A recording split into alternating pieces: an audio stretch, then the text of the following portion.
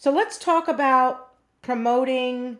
What's the next one we have? We wanted to talk about nurturing independence in learning. Want to go into some detail with that? Yeah, so I think that like the big key here is really supporting your child's curiosity. I think so many times we focus so much on what our kids can't do, and instead using what they like, using their interests, using things that they enjoy and that they're good at, and Big allowing that trouble. to be area big shot role and allowing that to be areas where we actually allow them to build even more independence. So especially with things that your child is really good at, for example, let's say your child is really good at math, right? And maybe allowing them to explore that, reading about different opportunities for math clubs or researching different things about math, having more hands on activities where you're allowing them to explore that rather than you cutting in, having them kind of, again, be the driver in that car. And really, let's say, a child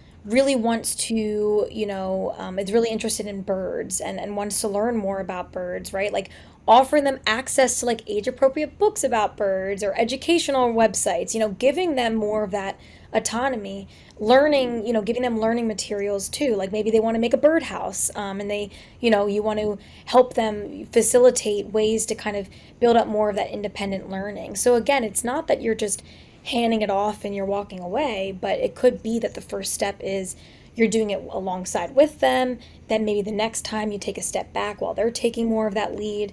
Maybe they're having a friend come over and they're both learning together, or they could be that big shot and they could teach their friend something that they really like. So, really offering them opportunities for that independence and learning, because again, many times our kids don't always have those opportunities. And it's so important because that's where the self confidence comes in. And once they have the self confidence, they're more likely to continue going into situations like that.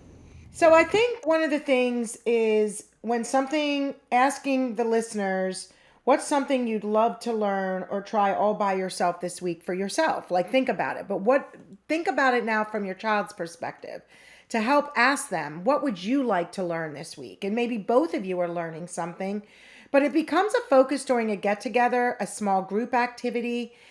Having that special interest in learning is all about building their independence in that area because now they're almost like the bird expert or the butterfly expert, or I know how to do Legos great and I can build castles, or I'm great at that particular video game, or I'm really strong at reading.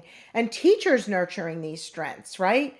Like, for example, if they're great at puzzles, hey, Robbie, would you go help Rebecca with that puzzle?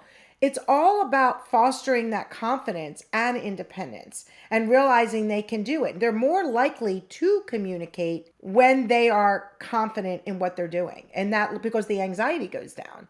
So, all of these things connection, confidence it's all about progression of communication, but it starts also with becoming a more confident, independent human. So it's Yeah. all about that whole pathway and realizing what roles parents have in stepping back. And now they may become a little bit of the passenger in the car and giving them that role of being the driver in the car. And then all of a sudden, confidence is up and you see them sit up higher, more willing to do something. They're willing to take more risks. They're not as much of a perfectionist because they're okay to make a mistake here and there.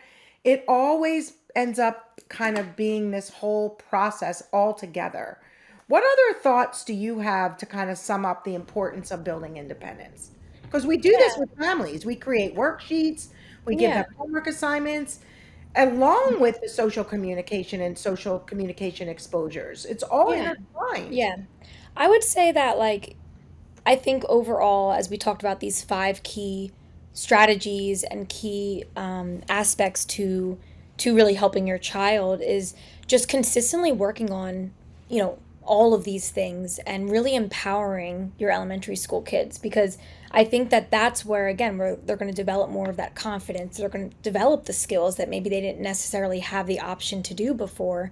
And honestly, it's going to also allow them to understand that, people believe in them. I think a lot of times we're so focused on what our kids maybe aren't doing, but it really allows you to celebrate their progress, celebrate their wins, giving them those opportunities and showing them, like, I know you can do this. I'm here to help you along the way, but here are some skills that I think would really help you, and like Dr. E mentioned, maybe thinking about how that relates to all of you and what do you feel like would be the most useful for you to learn? And our kids are the same way. So I think that's a really important key, but definitely taking it one step at a time.